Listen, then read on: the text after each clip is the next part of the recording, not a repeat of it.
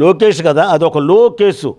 మాట్లాడితే red book, బుక్కుకి red book అట్టేయచ్చు, బుక్కుకు బ్లూ బుక్ అట్టేయచ్చు, బుక్కుకి గ్రీన్ బుక్ అట్టేయచ్చు. మా బుక్ ఏది అనేది 2027 తర్వాత చెప్తాం చూడండి. మా బుక్ గుడ్ బుక్కే. ఎవరిని ఎప్పుడు ఎలా అన్యాయంగా ప్రవర్తించిన ప్రతి ఒక్కరిని మా నాయకుడు చెప్పాడు కదా, వదలను అని. వదలను కాదు, వదలము. ఎందుకంటే సార్, తప్పనిసరిగా న్యాయబద్ధంగా ఉండవలసిన రాజ్యాంగ వ్యవస్థలో ఇలా అక్రమంగా అన్యాయంగా ఎంతమంది మీద మీరు అక్రమ కేసులు బనాయించి లోన పెడుతున్నారు? అది తప్పు కదా సార్. అధికారం అనేది స్థిరంగా ఉండదనే విషయం ఇంత అనుభవజ్ఞులైన మీకు తెలుసు, అనుభవం లేని పవన్ కళ్యాణ్ గారికి తెలుసు, అనుభవం లేని మీ పుత్రరత్నం లోకేష్ గారికి తెలుసు, మిగిలిన నాయకులకు తెలుసు. కానీ మరి ఇదే రేపు రిపీట్ చేస్తే అప్పుడు తప్పు. ఏంటి సార్ ఇది?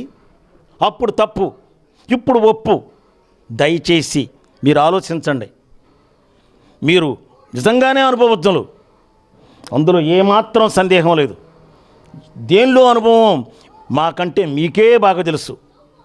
ఒక్కసారి జగద్విఖ్యాత విశ్వవిఖ్యాత నట సార్వభౌమ ఎన్టీ రామారావు గారి క్యాసెట్ చిన్ని దానం చేస్తే మొట్టమొదటి వచ్చే పదం తెలుసా